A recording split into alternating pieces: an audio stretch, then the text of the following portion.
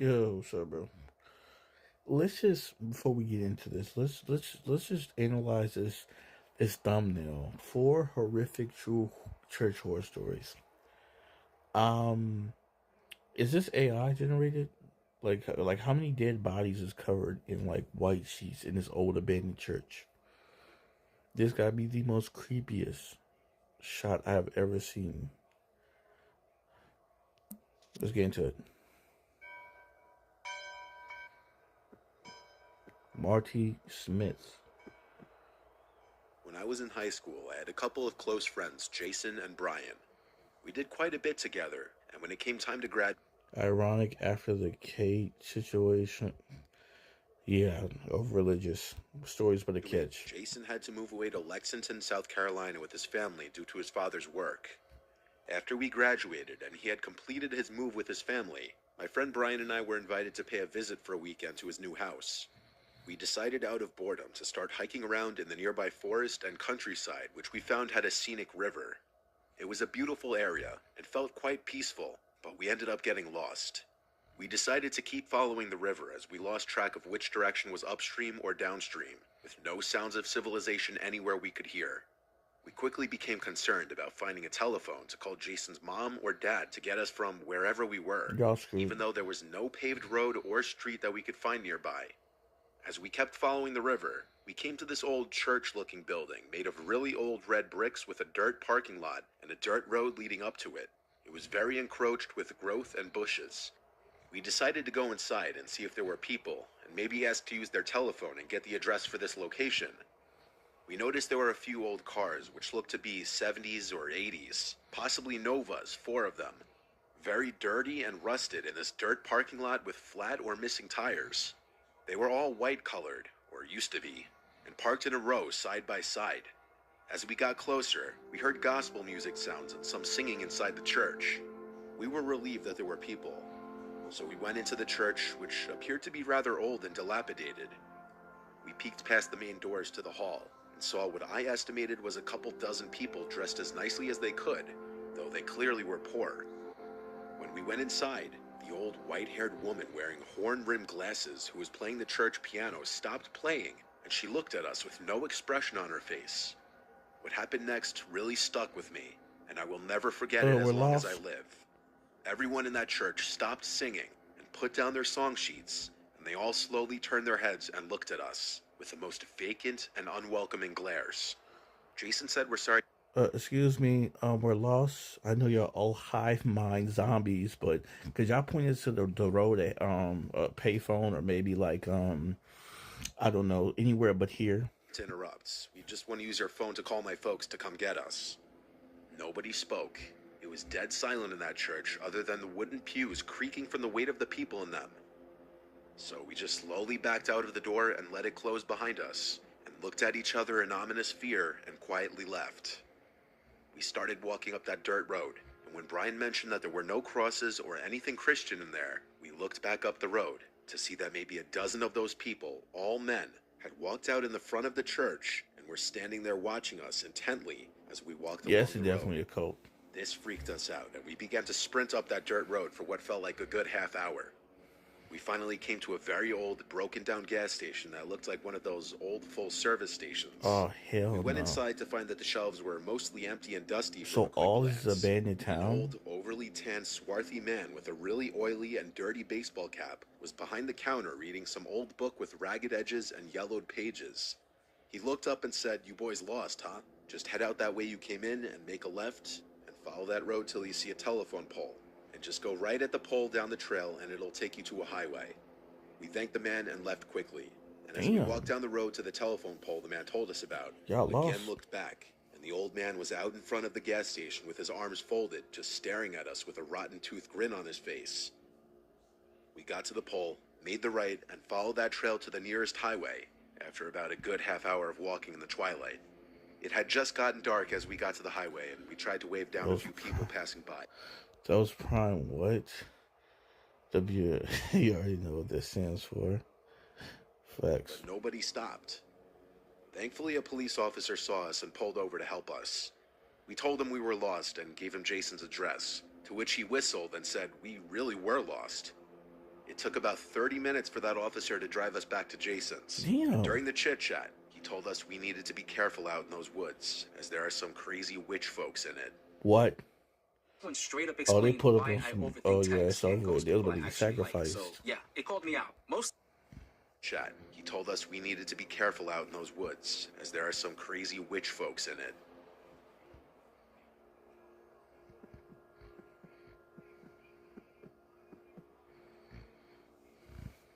A long time ago, I'm talking like 8 years ago, two friends and I, James and Sean, did something really stupid.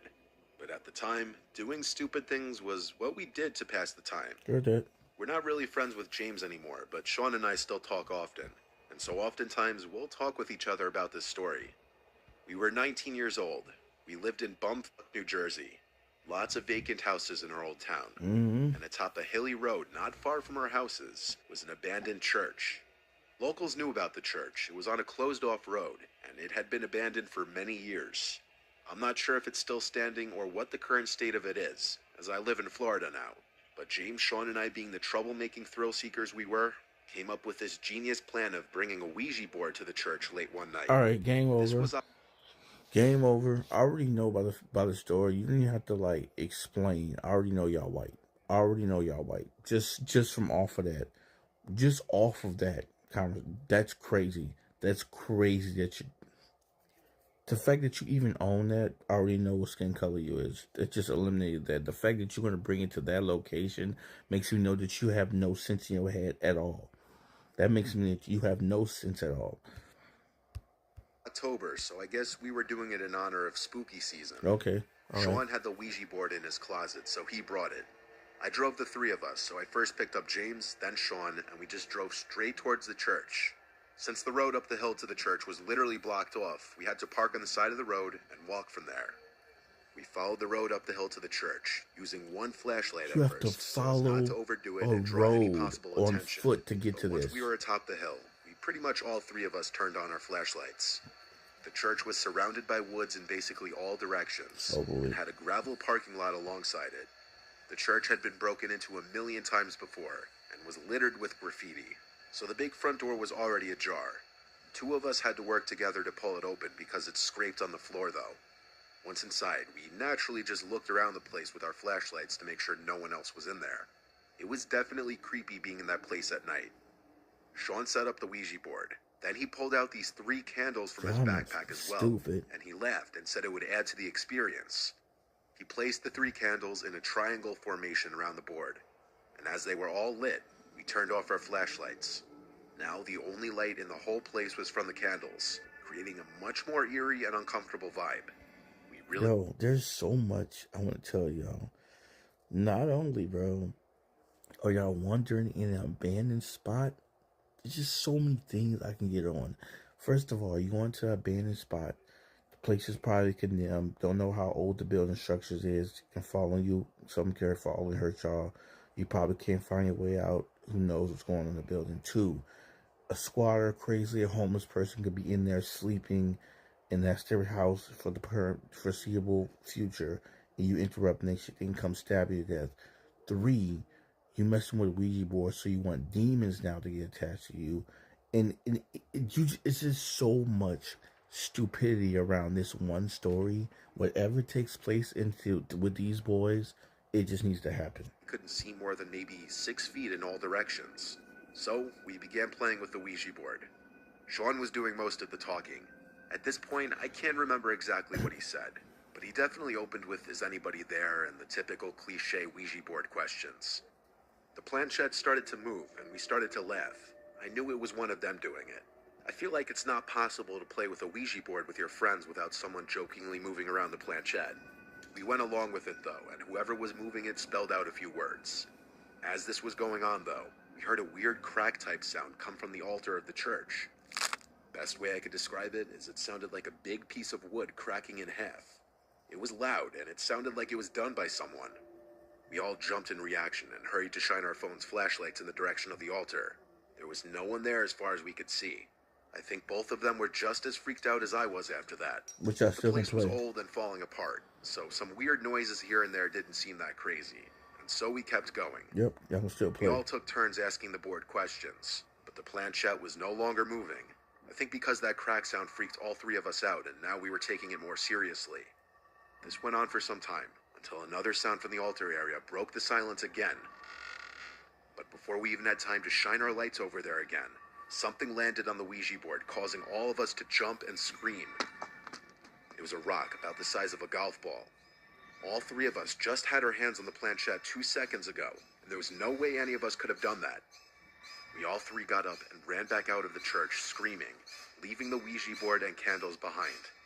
We ran all the way down the hill and back to my car, and fearing we were being chased, we didn't stick around. I drove us all back to James's house, where we just sat in the car for a good half hour talking, wondering what exactly just happened. Sean is very religious and superstitious as well. He was confident we had reached a spirit of some kind. I don't really believe in any of that stuff. I believe there was someone else in the church with us, which I find to be equally terrifying. Sean went back to the church the next day with James to get his Ouija board back. And to make things even stranger, the Ouija board was missing, but the candles were still in place. When they saw it was missing from the entrance, they decided to just leave right away. This remains to be the single scariest experience of my life. That feeling when your friend drops their shiny new rewards Play card. Super Games, get still and it going back hits. is crazy. You should get a credit card. But what kind do you even need? Yeah, I'm not It'll even. work. I wouldn't have it in the first place. Now you going back for it is crazy.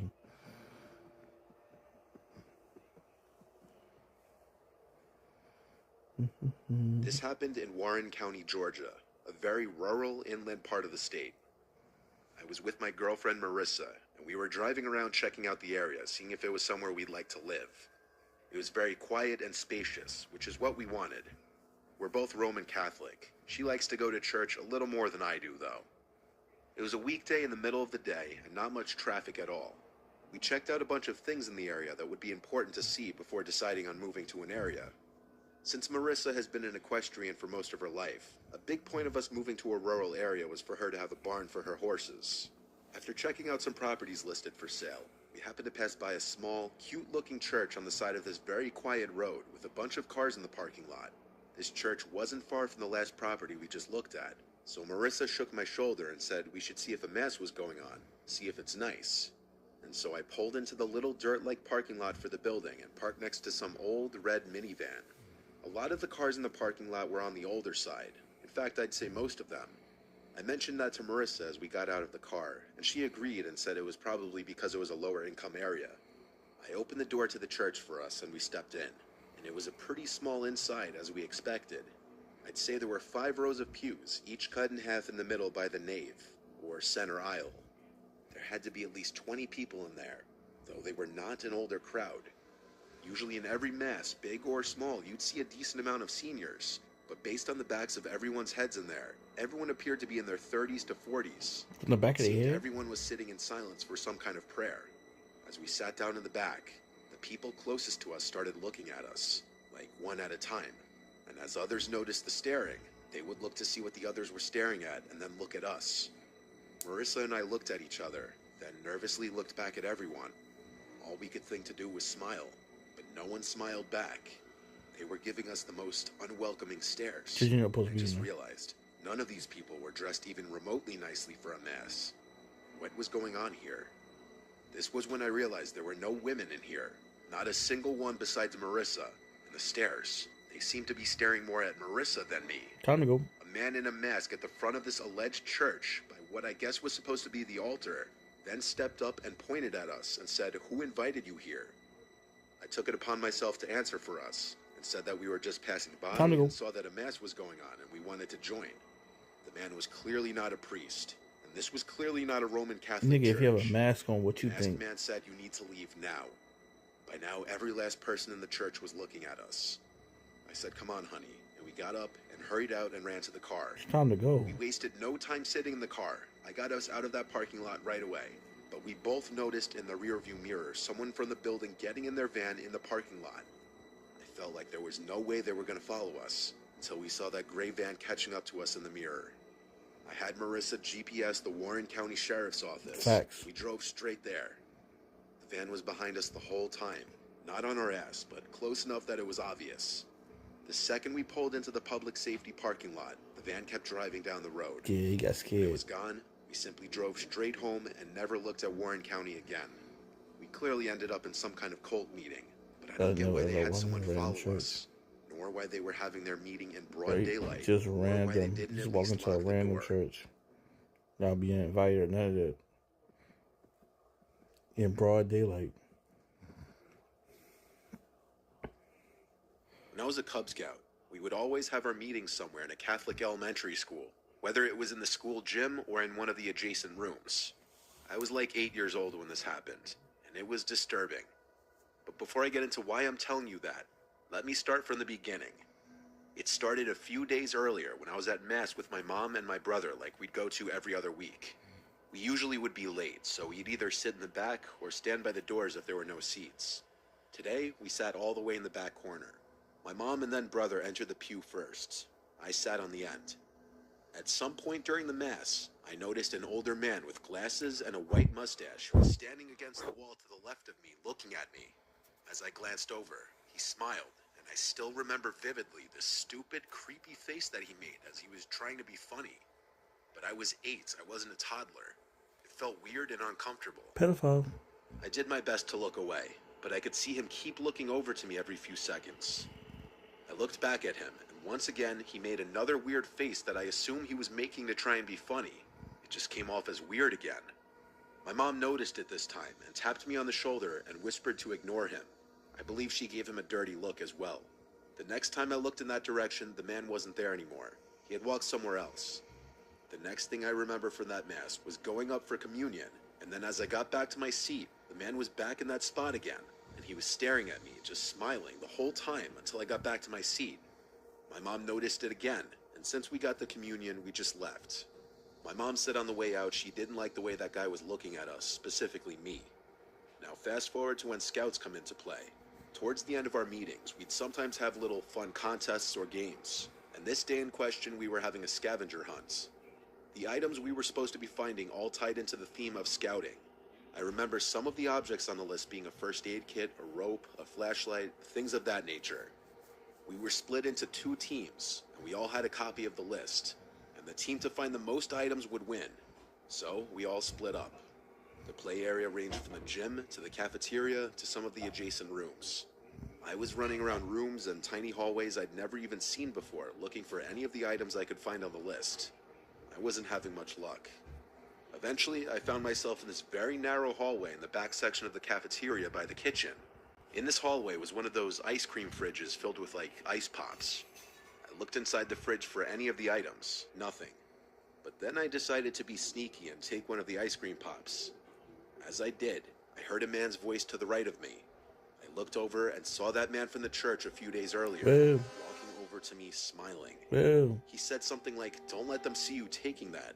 He shut the fridge door and grabbed my hand and told me he had some better treats in the back where the kids aren't allowed. Yeah, I bet. I broke my hand free from his grip and tried to walk away scared, and he grabbed my wrist this time, tightly. I turned to him, and he went, "Shh, calm down." I yelled help, and he let go of me and said, "Stop it." I ran back to the gym and told the Cub Master what happened. Thankfully, my Cub Master was an actually nice, caring man, probably because he was a father himself, and he told my mom about it. I told my mom it was that same man from the church, and my Cub Master would help my mom in reporting that man to the church. It turned out that that man worked for the church. I'm not sure what exactly he did, but he lived on the church grounds, which explained why he was there. What makes me sick, though, is that allegations came out against that man from an altar boy's parents, claiming he touched him inappropriately. Trying to tell you. The disgusting thing is, I can imagine what he was planning on attempting to do if I actually followed him to wherever he was trying to take me. I don't know if that man went to prison or what, but I know the church cut ties with him after this. Pedophile. You're really jiggling and wiggling at dessert. Get him up out of here, coach. Crazy work, man. Crazy work. All right. Wakey, wakey, young man. What's you the can't next stay in bed all morning. video? Creepy 4th of July.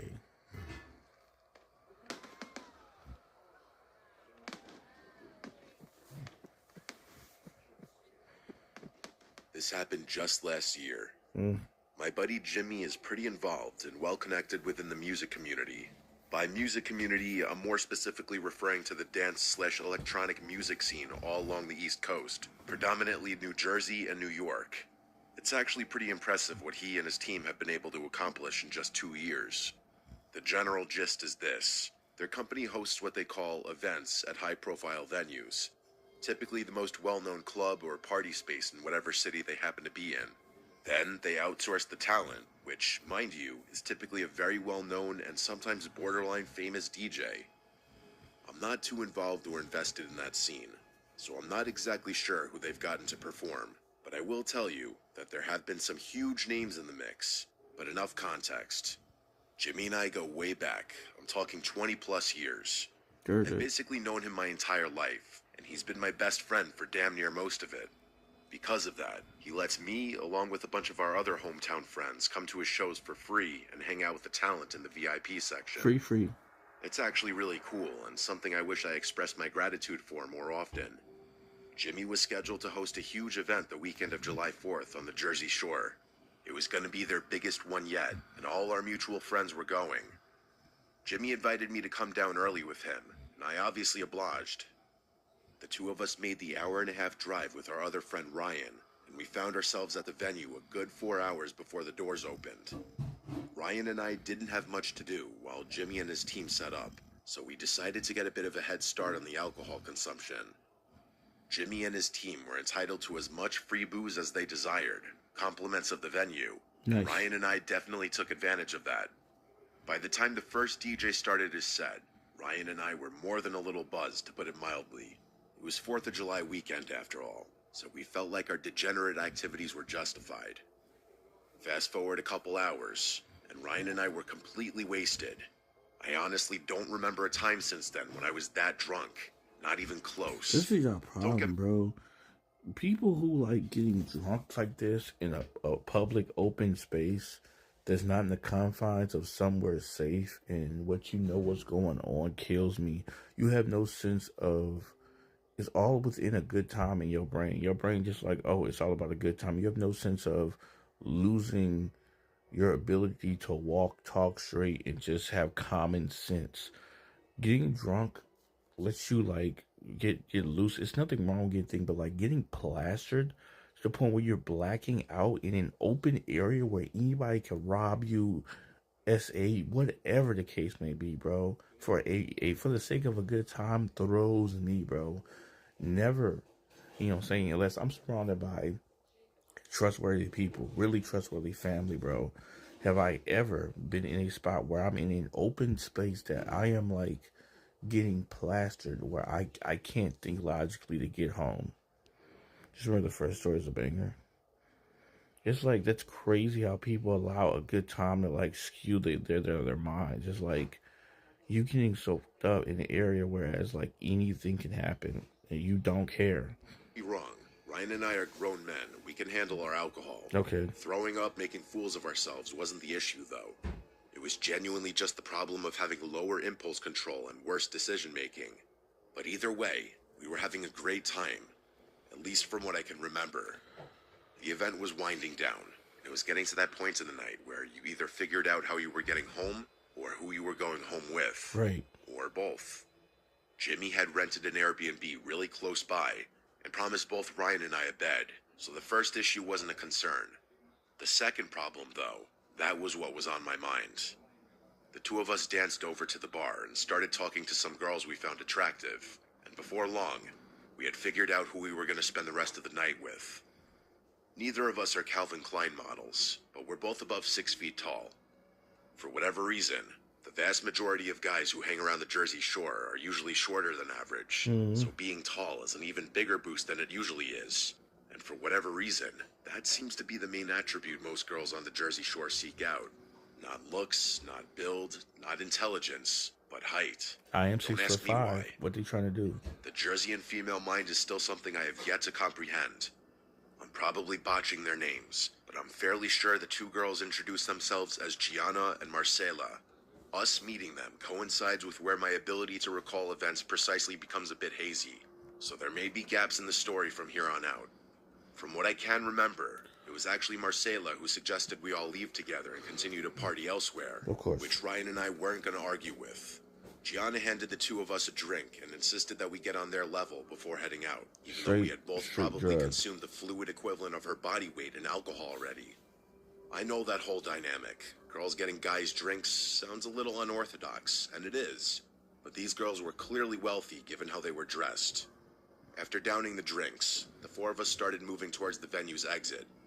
The moment we stepped outside, Marcela suggested we go back to her place, which was pretty close by, and also right on the beach. Her saying that actually surprised me a little. I was fully anticipating going back to our Airbnb, considering the guys were usually the ones to host in situations like this. But both girls insisted that Marcela's beach house was definitely nicer than whatever inland Airbnb we found for the night. Okay. Listen to me. Okay. They are random females that you do not know. I don't care how good it is to get lucky. I don't care about how many one night stand stories you can sit there and tell me saying how it went. You don't know who is who. These girls gotta give y'all these drinks. They might be pretending to be up and drunk, and they is luring y'all to a place. You don't know. Nigga, you know where the Airbnb is at where you're staying. Okay, and even if it is the case which you're inviting them back to your place, it's still the role reversal, same thing. They don't know y'all for to be coming to y'all place. And bro, it's too much stuff happening. Niggas be living ways different life from me, bro. I'm sorry, y'all got it. Y'all can forever call me a shut-in. Y'all can call me a geek, a gamer, a YouTube, like whatever y'all want, bro. But you never gonna find me doing shit like this, bro. There's too much true crime happening. There's too much stuff happening, bro, to be going to a rando's place. You don't know these people. At a point, so I didn't argue, and neither did Ryan. We walked along the beach, talking the whole time. The girls seemed really intelligent and knowledgeable based on the conversations we had. And I remember finding it so refreshing to talk about something other than nightlife and whatever other garbage I'm used to talking to girls about for once. Not just girls, drunk people in general. At one point, I actually felt kind of embarrassed for being so drunk because I felt like I couldn't articulate myself well enough and looked like an idiot. That's when I realized I actually was feeling drunker than I had been 15 minutes earlier. But it wasn't a drunk I was used to feeling. I felt like my body was melting under my weight. Whoa. As if I were going to collapse uncontrollably any second. Yeah, because they drugged My you. legs felt flimsy, almost like cardboard, if that makes any sense. Moving my limbs, mouth, and even my eyes became increasingly more difficult. Is your There was a friend good? moment where my extremities started feeling a little numb. Yeah, his But friend not then, good. just as quickly as the feeling arose, it passed, back to normal drunkenness, at least for the time being. Just then, we arrived at the beach house. It was insane. I'm probably exaggerating because I was so drunk, but it looked like what I imagined a professional athlete's beach house to look like. We went inside, and after taking our shoes off, found ourselves in what I'm guessing was a living room. I say guessing because the level of opulence in there was just so foreign to anything I'm used to. It was decorative, but somehow minimalistic. Even those descriptions are opposite. There were honest-to-God sculptures on pedestals in there, but it didn't feel cluttered or overly showy, and everything on display seemed to blend right into the walls, like they were just extensions of the room. I wish I had the wherewithal to take a picture, but again, my mind was elsewhere.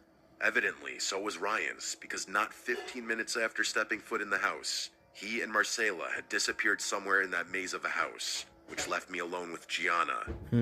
She leaned in to kiss me, and that's the last thing I remember before blacking out. That's Not her crazy. kissing me, but leaning in to kiss me. That's where everything cuts off. I don't remember feeling woozy again or drinking more or doing anything else, but there's a huge gap in my memory that spans several hours and will not come back no matter what I try. And the thing is, I know I didn't pass out because there are texts on my phone sent from me proving I was still conscious. Okay. There's digital proof that I was sentient, but I don't remember one bit of it. And before you say I just simply blacked out from alcohol, this was different. I rarely ever black out, but all the times I have, I can still remember bits and pieces of the night, scattered moments here and there, enough for me to string together a continuous sequence of events at the very least.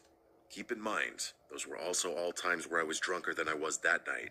So that's another reason I think a generic blackout isn't a reasonable explanation for what happened. Are you missing your Plus, kidneys? Ryan experienced the exact same thing at essentially the exact same time, which which is way too specific to be coincidental. Okay, did he wake up in an ice bathtub with his kidneys gone? Like, what happened? Same thing at essentially the exact same time, which is way too specific to be coincidental. Here's the next thing I remember. Waking up with the sun directly overhead in a random set of bushes over an hour away from where the event was. Something I didn't know yet because my phone wasn't in my pocket. In fact, nothing was in my pocket at all. Both my wallet and keys were gone, but it gets worse. It wasn't even my pocket to begin with. I was wearing someone else's clothes, and not Ryan's either. A complete stranger's. What? The only personal belonging of mine I still had in my possession was my shoes, and What? even those were messed up. Both shoes had the shoelaces removed and were soaking wet. My head was pounding, and everything felt disoriented, like I was waking up from anesthesia. I didn't even sit up right away. I just stared at the sky for a minute, trying to make sense of where I was. Bushes, someone else's clothes, no wallet, no phone, no keys. Based on my shoes, it was like I had been in the water recently, Robbie. but it didn't smell like salt water or chlorine. The worst part about the whole thing was the blankness. I genuinely couldn't remember anything past Gianna leaving, like I already said. That's when the panic started to creep in. Get up. I wasn't just hungover. I was scared. I had no idea how I got there. What if I'd gotten into a fight or crashed a car? What if someone drugged me? I didn't have a single point of reference for the last 10 hours. I stood up and realized there wasn't a single landmark around me. It didn't look like a beach town, which also scared me. The road ahead just curved into more trees, but just across the street, maybe a few hundred feet away, was a 7-Eleven. It was genuinely the only thing in sight, so I headed straight for it. Nice. I asked the guy behind the counter if I could use his phone, telling him that mine had been stolen. He stared at me for a second, probably debating whether or not I was trying to scam him, but then he slid it across the counter. The first number that came to my mind was my sister's. It was the only number besides my mom or dad's I still memorized, and there was no way in hell I was calling my parents. My sister picked up right away, and I tried explaining things the best I could. She ended up giving me Ryan's number, which I ended up calling several times, but to no avail. That's when I started wondering if what had happened to me happened to him too. Drugged, robbed, dumped in some random bushes an hour away. I was just about to call the police. What do you know? Ryan walks into the same 7-Eleven. We just stared at each other for a second before dabbing each other up. He then told me his version of things. You guessed it. It was the same story. Damn near exactly. That sealed it for us. We called the police, making sure to thank the 7-Eleven worker profusely. Fast forward a few minutes, and we're now recounting our story to the police outside the store. To their credit, they took everything we said seriously, at first. But the more we told them, the more their questions started turning. Were we sure we didn't just drink too much? Maybe we wandered off and passed out somewhere. They weren't accusing us outright, but it was clear they weren't entirely convinced something criminal happened. I told them it was unlikely we would have drunkenly wandered into a town an hour away by foot, and I don't think they liked that remark very much. I gave them my sister's number and asked them to call her. She was already tracking my phone through Find My iPhone. To all of our collective surprise, my phone was showing up in the middle of a parking lot a few minutes' drive away. The officers agreed to drive us. And sure enough, both our phones were sitting on the pavement next to each other. Why? While it was great to have my phone back, that only affirmed the police's theory that we had just been drunk. They started saying that we probably hadn't even been robbed, that we had lost our wallets the same way we had lost our phones. I didn't. We tried convincing the police to check out the house Marcela brought us to, the one she claimed was hers, but they weren't having it. They told us we were probably just too drunk and didn't remember things correctly. Please don't take that serious. One of them even said, "It happens more than you think." Okay. Then they gave us their cards and told us to call if we remembered anything else. It was actually shocking how reluctant they were to even connect us to other officers that would be willing to help. They told us to find a ride home since our phones were still charged, and they just left us there. Thanks, bro. After they left, I went through my phone for the first time, and things got even weirder. There were texts sent from me to a ton of people I knew. Jimmy, my parents, a few coworkers, even some girls I had been talking to. All normal-sounding stuff. Stuff I might have said if I'd actually had a calm, coherent night. The texts genuinely sounded like me, but from a continuity standpoint, they didn't make any sense when considered all together. One message to Jimmy thanked him for the event and said we'd crashed at a buddy's place. Once my dad said we were safe and had found a couch to sleep on. There was another to a girl I'd been texting that just said something casual, like I was hanging out at home and thinking about her. None of those texts made any sense, and mostly contradicted each other. I realized I had a ton of missed calls and texts from Jimmy, so I called him. He sounded relieved to hear from me, saying he thought Ryan and I had died or something. Shut up. He told us to stay put, he'd come pick us up. In the meantime, Ryan and I canceled all our cards, but interestingly, none of them had been used, despite the likely fact that they had been in those girls' possession for several hours. The entire ride home, we talked non-stop about what could have happened. None of it made any sense. You could have died. Yeah, we had been drugged, that much was clear, but that didn't explain things. First of all, I don't know of any kind of roofie that has those effects, like an induced blackout. Everything I've read just said those drugs make you fall asleep. But again, I was conscious, as the texts confirm. Plus, why go to such lengths just to rob two random guys? Especially if you weren't going to at least even attempt to use their credit cards. Two guys who walked up to you, no less. And in such a risky place, too. Your own house. Or was it a house they had broken into? Both were equally risky. Jimmy thought we had been targeted, but like I just said, we had been the ones to approach the girls, so we couldn't have been targeted. Maybe it's All playing this the isn't whole even time. mentioning just how was or doing why we fell for it. miraculously found ourselves in a random town an hour away wearing other people's clothing. As crazy as it sounds, both Ryan and I checked ourselves for incisions, thinking maybe some of our organs had been harvested, Right. but there was nothing. Jimmy suggested that maybe they had just given us some exotic drugs, which I guess makes sense. But someone had driven us to that town, and someone other than those girls had switched clothes with us. We never got an answer, but it's not like we just forgot about the whole thing. They should have did. Ryan and I ended up driving all the way back to the shore just to go looking for that house. We tried our best to retrace our steps, knowing that if we just walked along the boardwalk, we'd eventually find the house, since it was on the beach. And we actually did find it. The two of us walked up the walkway and rang the doorbell. An older man opened the door, asking us what we wanted. I did the talking. Not wanting to reveal too much or potentially incriminate myself, I simply asked him if a girl named Marcela lived here, or if he had a daughter or granddaughter around our age. He gave me a hard no, and I made up some BS story that there was a girl who lied about owning this house, which he actually found pretty funny. And that was that. I would be lying if I said I didn't walk away from that house with a sick, unsettling feeling in my stomach. Bro. I can't even describe it as fear, just a sickening discomfort, like something truly awful had happened to me and my friend that night, and I'd never get to the bottom of it. For a long time after that, I was convinced those girls had been involved in something much, much bigger that neither me nor Ryan could even conceive. That maybe they had been planning to kidnap or kill us. Trying to tell Decided not to go through with it at the last second for whatever reason. I know I'll never have an update, but if something else happens, I'll definitely send something. Yo, that's why serial killers be having so many victims. You know how many people be going up to like serial killers but have an unsolved mystery?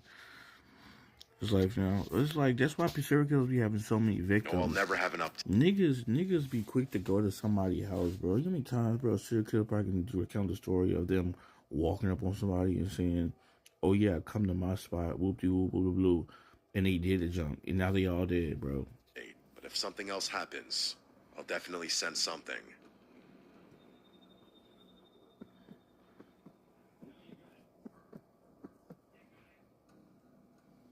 My name's Ariel, and I live in Georgia, not too far from the Alabama border. Several summers ago, I made the drive out to the small town in Alabama for a 4th of July cookout my college friend Isabel was throwing. One of those backyard setups with paper plates, bootleg fireworks, and way too much food. It was one of the better nights I'd had in a while. Good people, good energy, kids running around with sparklers, that kind of thing. I didn't leave until a little after 10, which, looking back, was probably my first mistake. That part of the state gets real quiet once the sun goes down. The drive home was going to take a little over 2 hours. Most of the route was back roads, long, empty stretches of dark 2-lane roads with nothing but thick tree lines on either side. Car breakdown, Every coyote now come and out there, then, eat your ass. pass an old farmhouse or a tiny church with a gravel lot. But for the most part, it was just darkness and more darkness. I had music playing low, and I was still in a good mood from the party. But I won't lie, there was something about driving through places like that at night that gets under my skin. It's creepy. Even when there's no real reason to be afraid. I've always been somewhat scared of the dark, so I bet that plays into it a little too. About 30 minutes in, I noticed a pair of headlights in my rearview mirror. At first, I didn't think much of it. I figured someone else had just hopped onto the same back road. But the longer it stayed there, the more I started to pay attention. It was a gray Nissan Altima, nothing unusual, except the bottom half of the car looked like it had been driving through mud. I could see it clearly anytime we passed one of those overhead lights at a small crossing. Even still, that wasn't that weird on its own. But after a while, I realized no matter how much I sped up or slowed down, that car matched me exactly. At first, I thought it might have been just a coincidence, so I sped up a little, maybe 5-10 miles an hour over what I was doing before, but the Altima did the same. So I instead tapped my brakes and let myself drift well below the limit. Again, same results.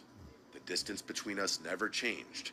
Now keep in mind, on roads like that, people pass each other all the time.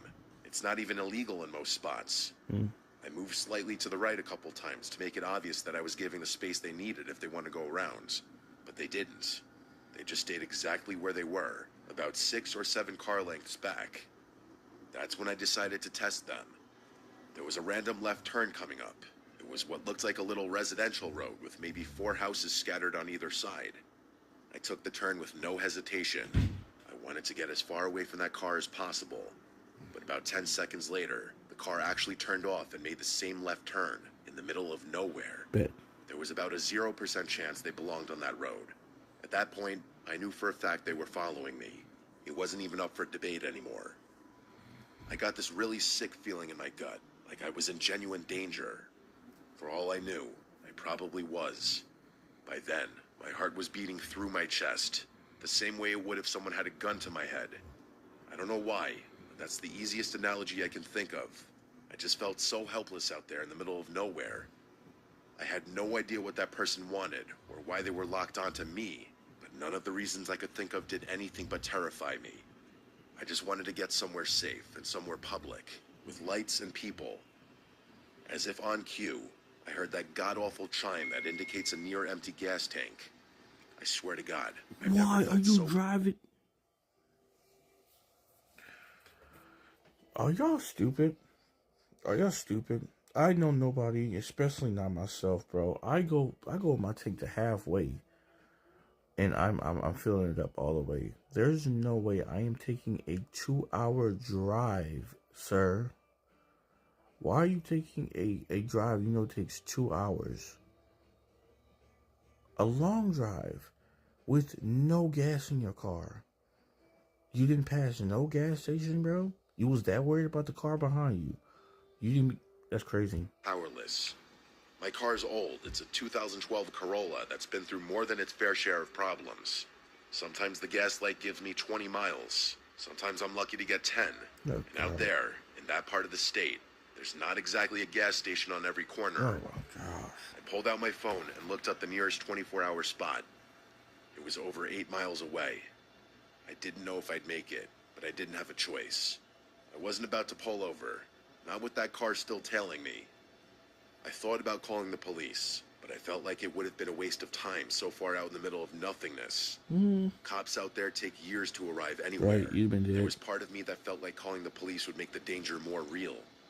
I know how irrational that sounds, and I feel pretty embarrassed even writing that down. Would you even I'm call the just trying to police? be as honest as possible about how I felt. The gas needle dropped to empty a couple minutes later. Not just low, empty. I tried to stay calm, but I could feel myself starting to spiral. Every little sound in the car felt louder. The road felt longer.